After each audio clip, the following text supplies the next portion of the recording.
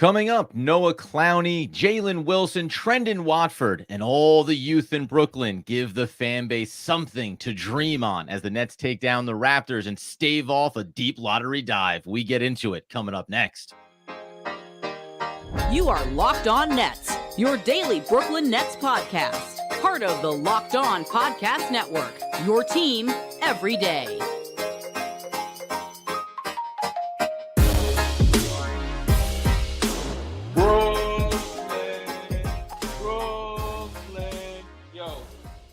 Yes, my friends, it is the Locked On Nets podcast right here on the Locked On Podcast Network. It's your team, the Brooklyn Nets, every single day. Over there's Doug Norrie. I'm Adam Armbrecht. We thank you, as always, for making us your first listen of the day. We are 100% free on all those great platforms. And let you know this episode is brought to you by Prize Picks, the easiest and most exciting way to play daily fantasy sports. Go to prizepicks.com/LockedOnNBA and use promo code all lowercase LockedOnNBA for a first deposit match of up to $100. And Doug, rejoice, because these moments are brief and fleeting. 96-88, the Nets take down the Toronto Raptors. This was the B and or C squad maybe for both sides, but we do get some real optimism, at least, about what the future could look like with a lot of young players playing for the Brooklyn Nets, headlined by Noah Clowney. Buddy, 6-game losing streak, second longest in the NBA, was headed for some negativity, but not tonight, buddy. Get in the W column. Things could have gotten really negative around the Brooklyn Nets had they lost this game, Doug. Why? Why? I don't see it. Not for me. Glass all the way full all the time. No, it's nice to get on the W side. Obviously, two teams that, just from a variety of circumstances have a bunch of different stuff going on here. Cam Johnson ruled out really early from this one. And then also they get Cam Thomas with a late rule out with the back issue, which you always get a little concerned at, right before game time, back tightens up. You think things might go a little sideways, but then you look across the court and you see who who the Raptors are starting in their game, because they've got basically everyone out. And then we realize, hey, it's late March. This is how the NBA works.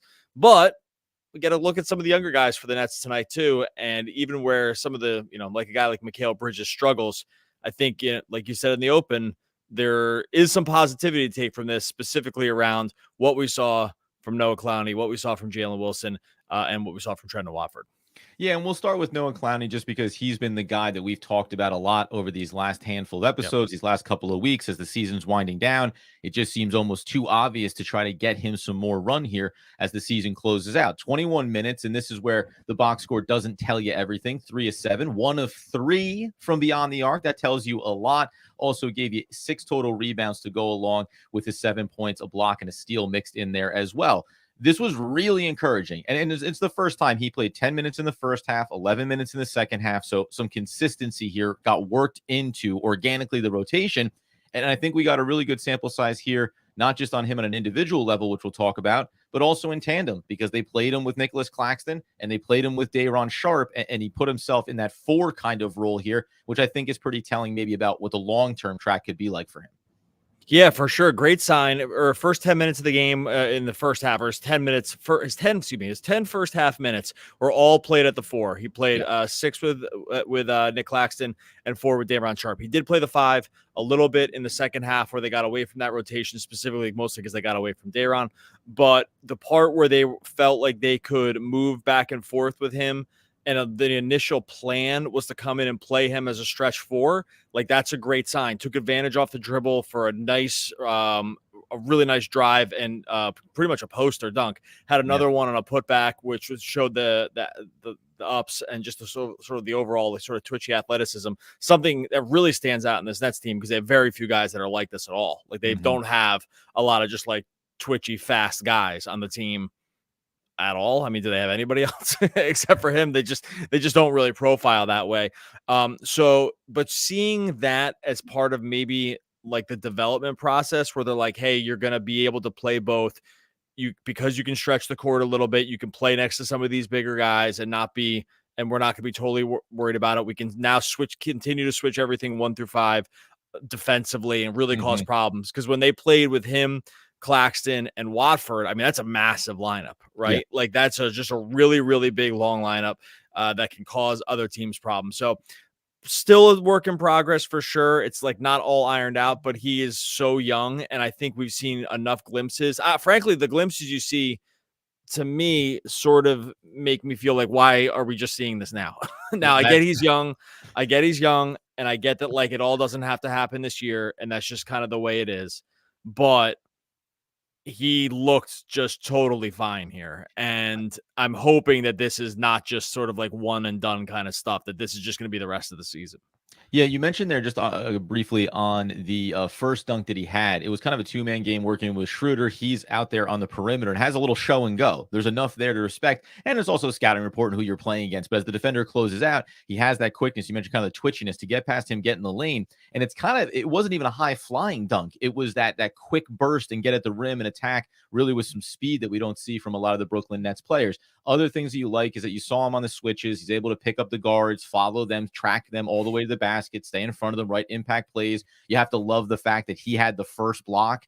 And even though it was regathered as he goes up again, it's Day'Ron Sharpe that blocks them the second time on that sequence. So you get a little bit of that taste too. And offensively, I like some of the different things that you can do with him as well. He seems to have a nice basketball IQ when it comes to playing off the baseline, crashing the basket for rebounds, making himself available. And you even saw him flash when they had Claxton on the court and he was working into the low block.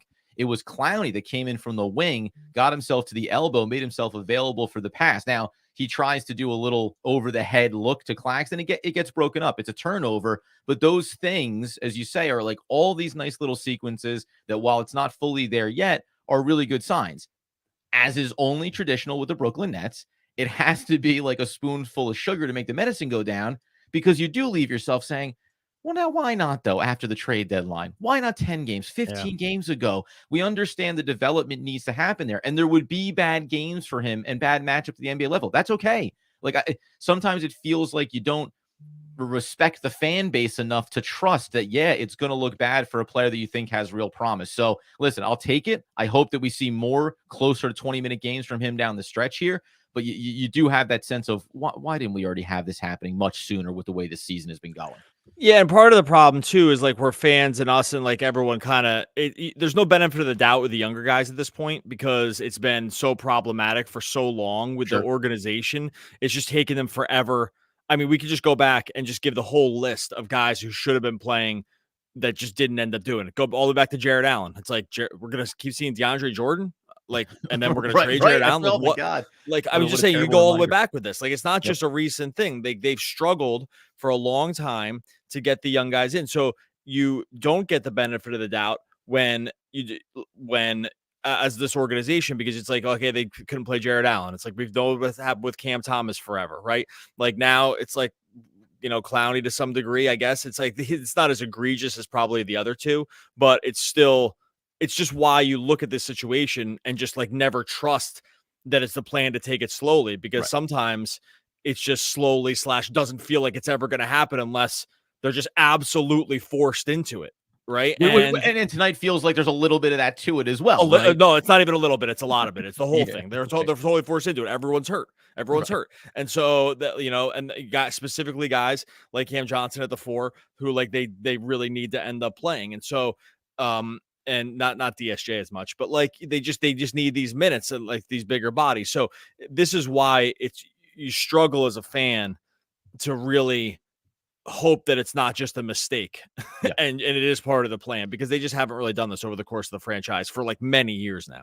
Coming up here in a second, Jalen Wilson got the start. How did he look in that role? And is that another promising dose for, hey, we hate to say it, Sean Marks and his drafting track record? We'll talk about him and also Trendon Watford coming up here in just one moment. All right, before we get to that, tell you about our friends over at Prize Picks. It's demon time in Prize Picks, baby. You can win up to 100 times your money with as few as 4 correct picks. You can turn $10 into $1,000. That's where you get the 100x from. Demons and Goblins, newest and most exciting way to play on Prize Picks. You get the squares marked with red demons or green goblins. Are going to have different payouts based on how maybe difficult or easy it is to hit some of those more or less numbers on the Prize Picks projections. You can win up to 100 times your money with as few as 4 correct picks. All you're doing on Prize Picks, you're going against the Prize Picks projections. With the NBA, you're going more or less on points, rebounds, assists, blocks, steals. Got baseball right around the corner. Don't worry, you can combine your picks with different sports too. You pick your players, you pick your sports. Like I said, you can win up to 100 times your money over there on Prize Picks. All you do right now, you go to prizepicks.com/LockedOnNBA. Use the code LockedOnNBA. You're going to get a first deposit match up to $100. That's prizepicks.com/LockedOnNBA. Use that code LockedOnNBA. First deposit match up to $100. Prize Picks. Pick more, pick less. It's that easy.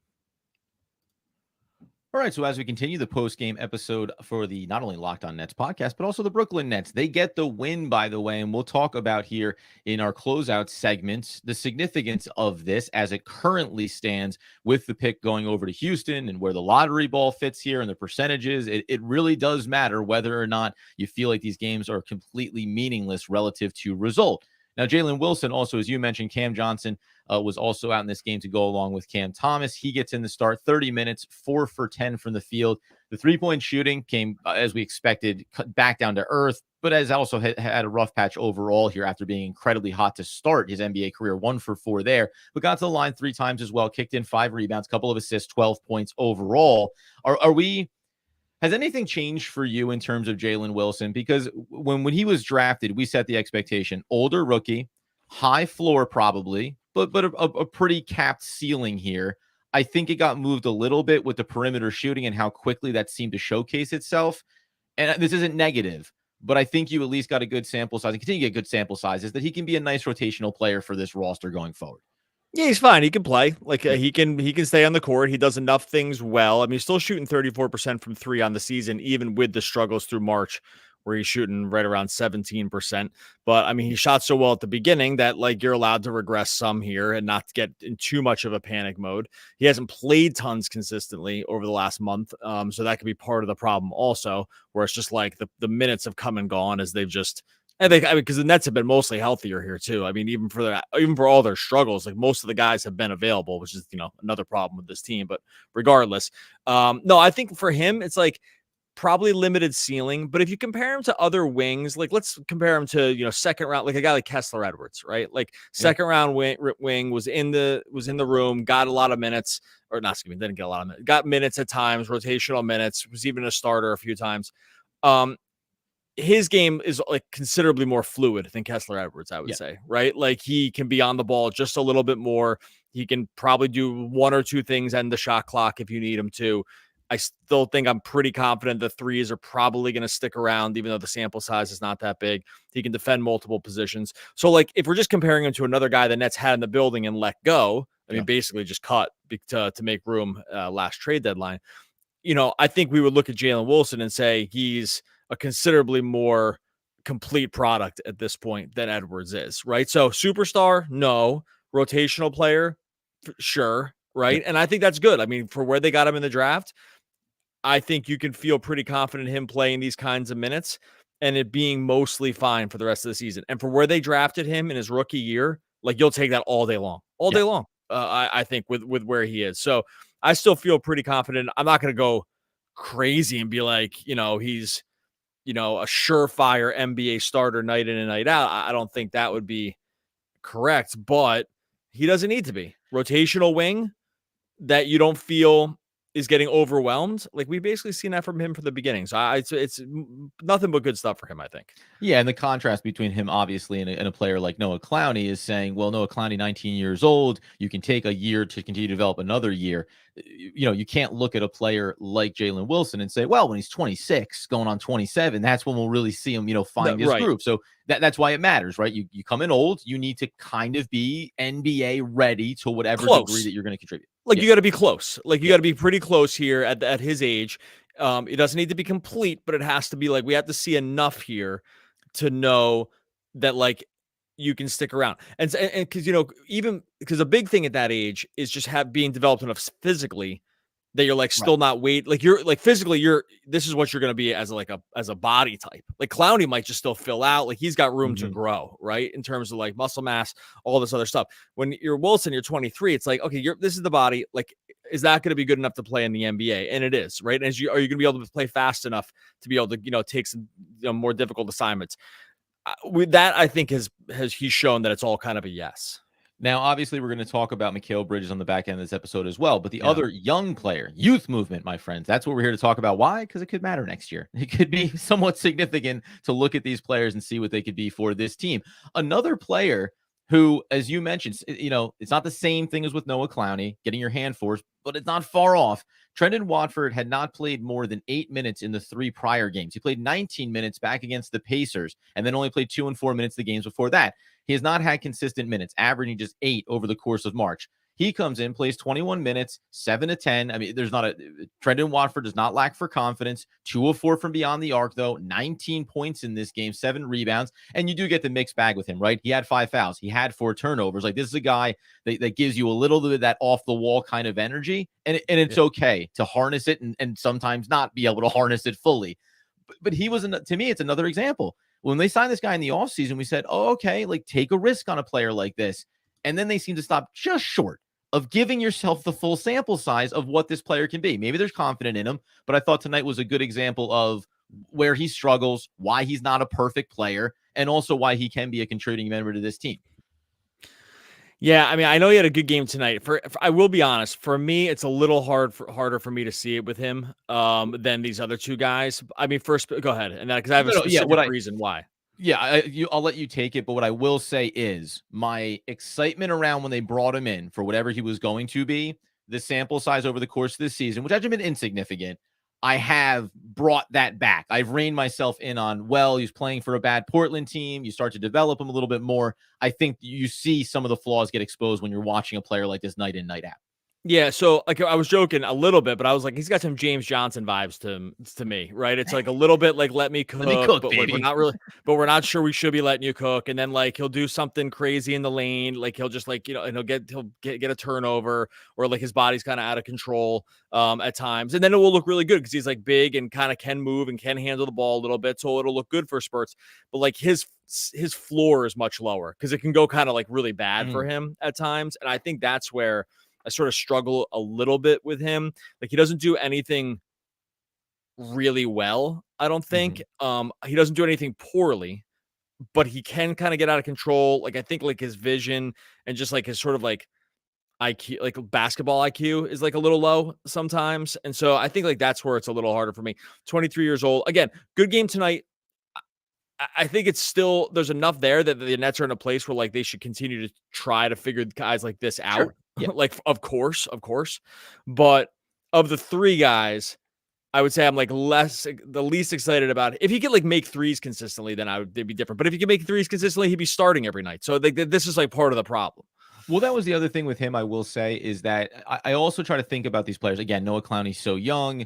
You think about Jalen Wilson, okay, kind of ready here. Can he just maybe some little tweaks to make himself viable consistently? With Trendon Watford, I'll make the case that, like, hey, maybe as a back end of the bench kind of player, has a consistent role, though. You'd prefer him to be, you just mentioned it there. If you knock down your threes a little more consistently, well, now you're this athletic wing, get out and run the floor, right? Like you can picture it if you start to build this roster a little bit better in the offseason and you have some really talented point guards on the ball. All of a sudden, this guy's out there running in space, right? And creating opportunities for other players. The IQ piece of it, and maybe just getting a little over his skis on some possessions and going for a little razzle dazzle, that can bite him a little bit. But sometimes I think you can start to soften on a player because he gets overexposed based on what you're throwing him into and maybe not having the best total players around him. And guess what? Speaking of total players, why don't we go ahead and just 1 second here, talk about the rosters that were on the court for the Brooklyn Nets and for the Toronto Raptors and the performance of one Mikal Bridges, because my goodness, did he struggle tonight, and it continues to be an alarming trend for the supposed face of the franchise. We get into that in just one moment. All right, this next segment is brought to us by our sponsor, BetterHelp. Look, sometimes we all need the opportunity to get something off our chest, big or small. Certain things can really start to get to you. It's important to let it out, especially to someone who's unbiased in your life. Today, I want to say how you really feel about something. Maybe you're thinking the same thing this week, like how you want to start your week off better. You want to start your days off better. You want to just be able to just, not feel anxious all the time. You want to make sure that you're feeling authentically happy or authentically sad, and make sure that you just know that these are the things you're feeling. You want to be able to talk to someone about it. This is where BetterHelp help can come into the picture. You're going to be able to talk to a licensed therapist. You're going to get matched with someone. If that person doesn't work out for you, it's okay. You just can switch at any time. That's all up to you till you find someone that you can really relate to, that you can really talk to. If you're thinking of starting therapy, you have to give BetterHelp a try. It's entirely online. It's designed to be super flexible. It's going to suit to your schedule. You go to just visit betterhelp.com/lockedonnba. You're going to get 10% off of your first month. That's BetterHelp, HELP.com/lockedonnba. BetterHelp.com/lockedonnba. All right, so as we tie a bow on the Brooklyn Nets, getting off the losing streak, picking up the W over the Toronto Raptors, and I want to make sure I briefly get this in here. I'll do it after we talk Mikal Bridges, because there was implications around the picks that you're giving up and what Houston has control of. You're in this, unfortunately, lottery ball battle with these other teams, and when you look around the schedule, it was not insignificant to try to get this win here. Mikal Bridges, however, we said it when him and Cam Thomas have played together. Sometimes you get that complimentary basketball between the two of them, and it's really fun, and you get a little bit excited about it. Tonight, however, in the starting lineup, 37 minutes, of course. You're not going to curtail any of his minutes down the stretch of this season. 5 for 15, 3 of 12 from beyond the arc, just 13 points tonight, 4 assists, 3 rebounds, 7 turnovers. And yeah. I mean, if we're going to talk about young players and the mistakes, etc., there were some mind-boggling turnovers from Mikal Bridges where he just seemed willing to lob this thing out into space. You're playing with a lot of guys maybe you're not used to, but he looked completely out of sorts once again tonight. Yeah, it's just bad. We have running out of ways to say this. This is beyond to me just being miscast. We've given him a caveat here of like being miscast or just like overexposed in a role. I think even when you factor that in, this is rough. Right. Even starting that as the baseline, this has still just been at times like egregiously bad and other times just bad. Yeah. And I know that he shot well from 3 over the last few games, like he's 4-9. He was like, I don't know. Over the course of March, he was like 45%, but he was 40% from the field. So it's like, okay, maybe this is just what he is. He's a 3-and-D wing. He came over as that. He played not that for a stretch last year at the end of the year, but at his heart, this is just what he is. And he just is a 3-and-D wing because the threes are going down pretty much for like the last month, like shooting really well, right? 45% on volume is good shooting. It's just like nothing else goes in now. Right. And maybe that's just it. He's just meant to be a third player on a good team. And if he's just given the ball too many times, this is what happens. Because if you look at this, you're like, oh, Cam Thomas is out. We're going to see the usage spike a little bit. We're going to see more shots. But it all just kind of got worse, right? Like he got trapped to some, and we've known that's a problem for him. And some of those turnovers were from getting blitzed. But the teams don't even have to blitz him a ton. Like he just can't really beat his guy off the dribble, and he gets turned around too much in the lane, and he gets stopped in the lane, and then it leads to these turnovers. His handle's not amazing. And so we just have to look at through the lens of like kind of what they're even starting to market him as like, can't wait till he's the third best player. I mean, that's kind of what the team said, right? Like the team has kind of said this. They've said they're going to go superstar hunting and that he's going to be a good compliment. I'm paraphrasing, but they've essentially said this. Yeah. And so, and by the way, this is just what we get. So the expectations, but even with the expectations lowered, this is still bad. Yeah. Like this is still or concerning at times. Because by the way, like it's not that this didn't drop from they were bringing him back in the Kevin Durant trade and he was going to be the new superstar for this team. No. That was never the expectation, but the expectation was, hey man, he can be your elite number 2. Like I think that's the way the vision first looked here, right? And we've talked about how Cam Johnson has also kind of been overexposed here, and we see maybe what the true value of his game is. Just to your point, 9 out of 13 games in the month of March, he hit over 40% from beyond the arc. So you know, you can see the role, you can envision it, but then if you're the organization now, you're saying, okay, fine, great, that's what his role is. So then what else do we now need to figure out? Because that is not the totality of what we thought we were getting in him. And you know how few guys are like, how few guys are like shoot worse just overall field goal percentage than they do from 3? Like that's pretty hard to do, right? He shot 40% from the field and 44% from 3. That is not that easy to do because a lot of the other 2-pointers you're taking are just like generally going to be easier, like layups and stuff.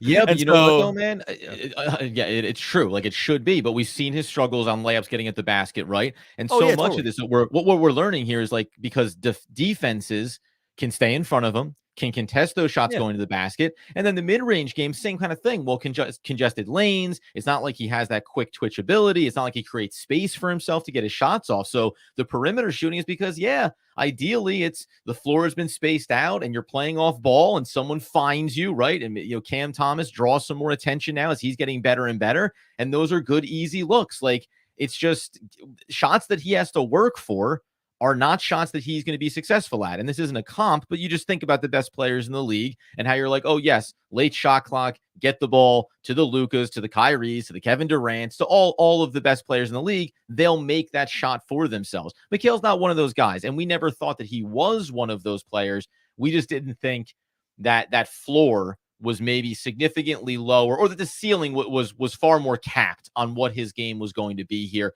even if you go this offseason and you get yourself a star or another 2 big players ahead of him. Yeah, it's just I mean, and this is why it looks so bad, right? It's because they put him in a situation where he's forced to probably take shots that he's not really equipped to take over and over again.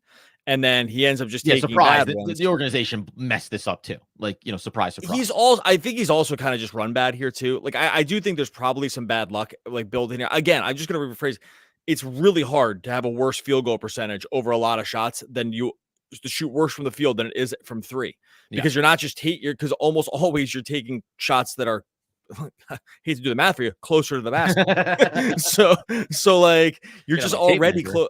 That's what I mean, though. But go find me another guy who's shot worse from the field over a lot of shots than he has just from 3. Yeah. 1, those guys probably don't get to take tons of shots, but 2, it just wouldn't happen because those shots are just going to be easier. They're going to be layups. They're going to be hit aheads and run outs. Like they're going to be just like, guys, times where you beat your man. He's missed so many easy shots at the rim this year, like shots that should have gone down. And I actually do wonder at times, like the layups and stuff, he missed so many this year that I wonder if that's kind of gotten to him too, or it's just been sort of like sample size bad luck too. Yeah. And what you can do, like over the course of a season, you can kind of get unlucky on stuff like that. So I think it's a combo deal here, but it all ends at the same place, which has been, we're not that surprised by games like this. Yeah. Right? Like it's just not that surprising anymore. That being the case, obviously, first and foremost, let's just round it back to top here. Nets got the win over the Raptors, 96-88. We saw a lot of good, promising play from a handful of young players on this roster, chief among them, Noah Clowney. That really is important. And hopefully, as we said, this is a trend for the remainder of the season, not this little blip because they had injuries and their hand was forced. And we'll hear Noah Clowney's back down in the G League tomorrow. That being the case, though, the other big factor here, whether you like it or not, Houston has the picks from the Brooklyn Nets. And I went over and looked at this the other day on Tankathon. When you talk about being in the lottery and just the way those balls are going to bounce, from a percentage standpoint, Toronto at the 6th spot right now has a 37.2% chance at a top 4 pick, and then just a 9% chance for the number 1 overall pick. But it's 26.3%, more than 10% less likely that you'll end up in the top 4 sitting there at the 8th spot right now as the Nets are than where Toronto is just 2 spots ahead of them. Memphis won their game. So like winning this game, if you're going on the track that the Nets are, where you gave away these picks and you don't want to give back Mikal to get back control of it, it kind of mattered to win this game and the next meeting you have against Toronto to at least lessen the likelihood that we're talking about a top 4 pick for the Houston Rockets when we get to the NBA draft this offseason. And whether or not you said this before, it's a bad draft, it's a weak draft class. It doesn't matter. Just because a player is a 7 out of 10 versus a 9 out of 10, still a really good player. So people are going to have really good draft picks here coming up in this draft, except for the Nets because they don't have it. So these little things matter to me in a big way. And it's significant the Nets managed to win this game specifically over Toronto, who otherwise you would have been within earshot of getting flipped very quickly here. Yeah, we're just rooting for less pain at this point. It's all painful. Yeah, I know. By the way, I'm watching everything so I don't feel more miserable this offseason than we do right now. Yes, we've entered a brutal state of affairs where we're rooting for a worse draft pick for the Rockets. Not why, just to have less pain. I don't really. This is. We've entered a deep dark place. Of this. We're doing it. We are going to get out of here. We'll talk. Look, I know we kind of glossed over some other good games from guys like Dennis Schroeder tonight. Nick Claxton had a pretty good game on the boards, very good game on the boards. So we kind of glossed over that. It just felt like there's a lot of good reasons to kind of like skip those guys for the point in time being and just focus on a little more future based stuff. We will talk a little bit about that tomorrow. Probably have to talk a little bit about what came out in terms of just like the Rockets offer and how more people have repeated sort of like the Rockets were offering stuff for Mikal Bridges. And hopefully we'll have by Tuesday evening, we'll have some kind of update on Cam Thomas in the back and like what's actually going on there. So that's what's going to be coming out later on this week. You better believe it, my friends. How about that all things in this world must be seen through youthful, hopeful eyes? Why, that is Hank Davy Thoreau. Oh, man. Yeah, popular guy in this podcast and one of the all-time great poets. We're back again. What's that?